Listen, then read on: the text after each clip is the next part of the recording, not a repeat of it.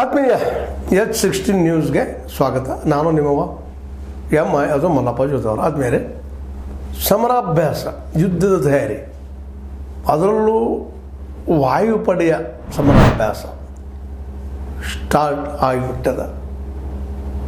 ಹೀಗಾಗಿ ಇಡೀ ದೇಶ ಅಲರ್ಟ್ ಆಗಿಬಿಟ್ಟದ, ಎಚ್ಚರಿಕೆಯನ್ನು ವಹಿಸ್ತಾ ಇದೆ. ಅದೇ ಕೇಂದ್ರ ಸರ್ಕಾರ ಅದರ ಸಹಿತ 300 ಜಿಲ್ಲೆಗಳಿಗೆ ಅದು ನಾಗರಿಕ ರಕ್ಷಣಾ ಅಂದ್ರೆ 300 ಜಿಲ್ಲೆಗಳ ಮೇಲೆ ಯಾವ ರೀತಿಯಾಗಿ ಅಲ್ಲಿ ಜನ ಒಂದು ವೇಳೆ ಪಾಕದ ದಾಳಿ ಆದರೆ ಯಾವ ರೀತಿ ರಕ್ಷಣೆ ಮಾಡ್ಕೋಬೇಕು, ಏನು ಎಂಟು ಅದ್ರ ಬಗ್ಗೆ ತರಬೇತಿ ನೀಡುವಂಥ ಕಾರ್ಯಕ್ರಮ, ಅದರಲ್ಲಿ ಎಲ್ಲರೂ ಇನ್ವಾಲ್ವ್ ಆಗಬೇಕಂತೇಳಿ ಕೇಂದ್ರ ಸರ್ಕಾರ ಒಂದು ಆದೇಶ ಹೊರಡಿಸಿದೆ.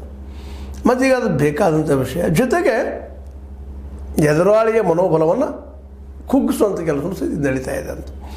ಅದರಲ್ಲೂ ಮುಖ್ಯವಾಗಿ ಭಾರತದ ಗಡಿಯಲ್ಲಿ ಸಮರಾಭ್ಯಾಸ ಎಲ್ಲ ರೀತಿಯಿಂದ, ಅದರಲ್ಲೂ ಮುಖ್ಯವಾಗಿ ವಾಯು ಒಂದು ದಳದ ಮೂಲಕ ಯಾವ ರೀತಿ ಯಾವ ಬೇಕಾದ್ರೂ ದಾಳಿ ಮಾಡ್ಬೋದು. ಅಭ್ಯಾಸ ನೆಲೆಗಟ್ಟಿನಲ್ಲಿ ದಾಳಿನೂ ಆದ್ರೂ ಆಗ್ಬೋದು, ಹೇಳಲಿಕ್ಕೆ ಸಾಧ್ಯ ಇಲ್ಲ. ಯುದ್ಧದಲ್ಲಿ ಏನು ಮಾಡಿದ್ರು ಸೈ, ಯುದ್ಧ ಮತ್ತು ಪ್ರೀತಿಯಲ್ಲಿ ಬೇಕಾದ ಸೈ ಅನ್ನೋಂಥ ಮಾತನ್ನು ನಾವು ಕೇಳಿದ್ವಿ.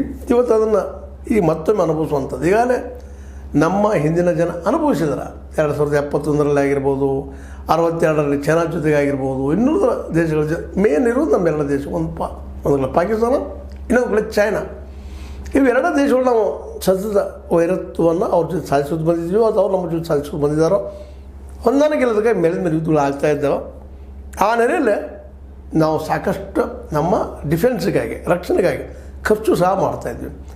ನಮ್ಮ ಬಜೆಟ್ಟಿನ 20-25% ನಾವು ಈ ದುಡ್ಡನ್ನು ಯುದ್ಧಗಳಿಗಾಗಿ, ಯುದ್ಧದ ತಯಾರಿಗಾಗಿ, ಮಾನಸಿಕ ತಯಾರಿಗಾಗಿ, ಚೈನಾದ ಮತ್ತು ಪಾಕದ ದಾಳಿಗಳನ್ನು ತಡೆಯೋದು ಹೇಗಪ್ಪ ಅಂತ ಈ ನೆಲೆಯಲ್ಲೇ ಈ ಒಂದು ವಾಯು ನಮ್ಮ ಪಡೆಯ ಮೂಲಕ ಸಮರಾಭ್ಯಾಸ ನಡೆದು ಜನರಿಗೆ ಎಚ್ಚರಿಕೆಗೊಳಿಸೋದಷ್ಟಲ್ಲ, ನಾವು ನಮ್ಮ ಶಕ್ತಿಯನ್ನು ತೋರಿಸುವಂಥದ್ದು Rafale, Sukhoi 30, MKI, MiG-29, Mirage 2000, Tejas, Jaguar ಹೀಗೆ ಸೇರಿದಂಥ ಅನೇಕ ಯುದ್ಧ ವಿಮಾನಗಳನ್ನ ಇವತ್ತು ತರಬೇತಿಯಲ್ಲಿ ಬಿಡ್ತಾ ಇದ್ವಿ.